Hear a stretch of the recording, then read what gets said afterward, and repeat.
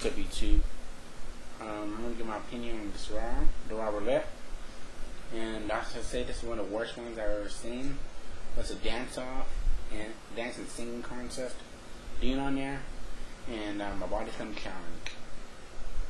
And the body slam challenge was a squash match. The submission match between Daniel Bryan and The Miz was a squash match.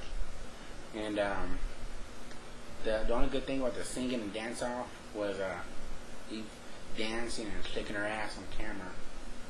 That's the only good thing about the dance off. And I'd say that's the only good thing I said. And the only good matches I enjoyed was Morrison and Sheamus.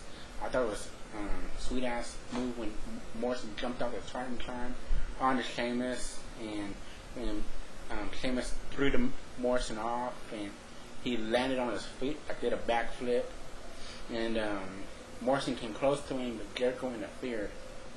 Now, I kind of wish Morrison would have won this match, because if he would have won this match, he would have replaced Jericho.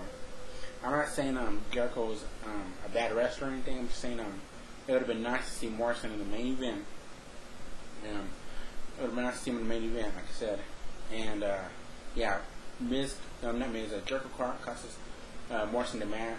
Sheamus wins, and then they did a handicap cage match between Jericho and the Hart Dynasty, and that match wasn't too good either. I mean, Jericho was already in his suit and tie and had to compete like that, but they had him take off his top, his suit, his jacket, and his long sleeve shirt, and he competed in his pants. And I thought that was stupid. He could have at least competed in his ring attire, have him come out like that, and just have him face not both Hart Dynasties, at least one of them. But I'm glad they finally put the Hart Dynasty on camera, on TV. It's been a while since I've seen them.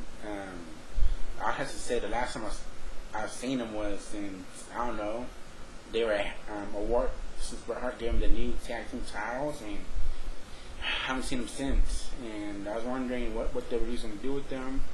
And I was like, okay, they give them the titles, and then they don't put them on camera for, 2 or 3 weeks or whatever. Anyways, and they did that, so I'm finally, it's a good thing to see that they finally used them after a while.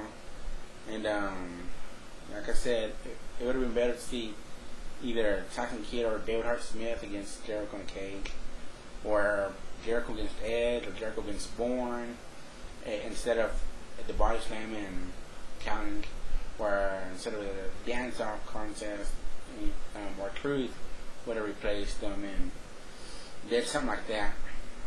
It would have been better, much better than those other choices they had.